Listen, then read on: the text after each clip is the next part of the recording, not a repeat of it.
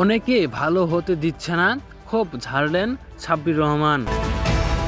বিপিএলে নিজেদের চতুর্থ ম্যাচে আগে ঢাকার প্রধান কোচ খালেদ মাহমুদ সুজন জানিয়েছেন কেন সাব্বিরকে শুরুতে খেলানো হয়নি।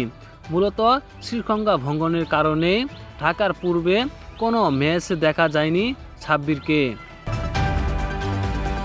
সুজন সেদিন বলেছিলেন সাব্বির উপস্থিত ছিল না ফার্স্ট দুইটা ম্যাচে, ফার্স্ট ম্যাচ না সেকেন্ড ম্যাচ এবং থার্ড ম্যাচের আগে দলের অনুশীলনে আসেনি, যার জন্য এটা একটা টিম ডিসিশনের কারণও বলতে পারেন। এই কারণে তাকে খেলানো হয়নি তৃতীয় ম্যাচে, বিশেষ করে 2 তারিখে আগে 1 তারিখে অনুশীলনে আসেনি, এজন্য এটা একটা ডিসিশন ইস্যু টোটালি। সেই বিষয়ে এবার মুখ খুললেন সাব্বির রহমান।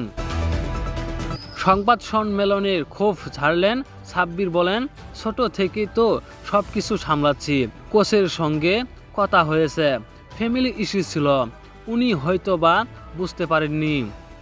ইন্টারনাল কথাগুলো প্রেসে না বলাই ভালো, যেহেতু সাব্বির রহমান কিছু হলেই ডিসিপ্লিনে কথা চলে আসে। আমি চেষ্টা করি ঠিক করার জন্য, আশেপাশে কিছু লোক হয়তো ভালো হতে দিচ্ছে না, পুশ করছে আমাকে, এটা নিয়ে আসলে আমি অত চিন্তিত না, আমার কাজ খেলা পারফর্ম করা, সেটাই করছি এখন। এদিকে নিজের ইনিংসের কারণে আত্মবিশ্বাস বেড়েছে বলে জানিয়েছেন সাব্বির রহমান, তবে দলকে না জেতাতে পারায় কিছুটা হতাশ তিনি। সাব্বির বলেন, ব্যক্তিগতভাবে আমার খুব ভালো লেগেছে, খুব আত্মবিশ্বাসী অনুভব করতেছি আমি। তো হ্যালো ভিউয়ার্স, সাব্বিরের এমন কথা শুনে আপনারা কে কে কী মন্তব্য করবেন অবশ্যই কমেন্ট করে জানাবেন। আর নেক্সট ঢাকা ক্যাপিটালস জিততে পারবে কি না অবশ্যই কমেন্ট করে জানান।